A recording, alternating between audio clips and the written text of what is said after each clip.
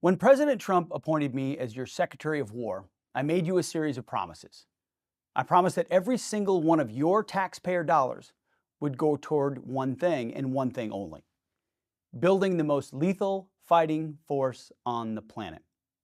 And I promised we would gut the corruptive, unconstitutional, non-merit-based DEI programs that have weakened our military and distracted us from our primary mission. And I promised we would hunt down the waste, the fraud, and the abuse that has run rampant in this department for decades, and to instead redirect that money to President Trump's America First priorities. Well, today we are once again taking action on these promises. We're actually taking a sledgehammer to the oldest DEI program in the federal government, a program few people outside of Washington have ever heard of, that I hadn't heard of. It's called the 8A program. Now, if you're like me, you're asking yourself, what is an 8A? It's a great question. 8A refers to the Small Business Administration's program to assist, quote, small, disadvantaged businesses owned by a socially disadvantaged individual or tribe, end quote. Providing these small businesses with opportunities is a laudable goal. But over the decades, as it happens, the 8A program has morphed into swamp code words for DEI, race-based contracting.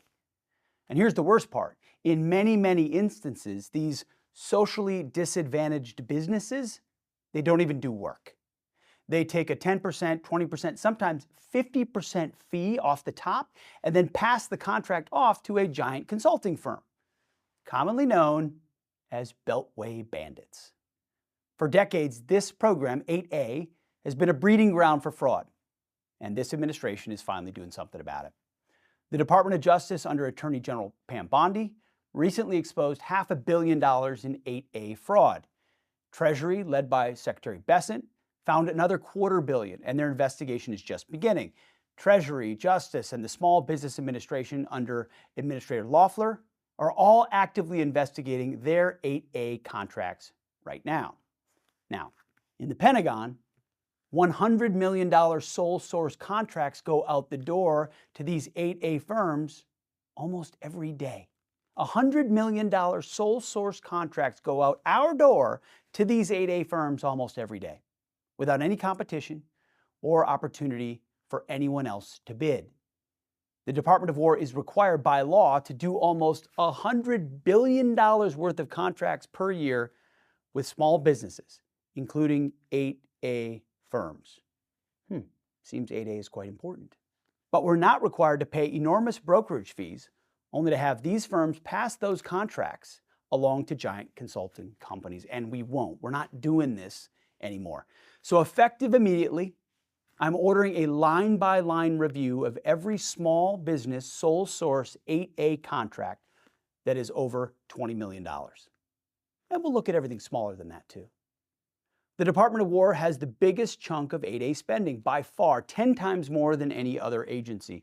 So our cleanup, it's going to be 10 times tougher. It's a two-stage mission.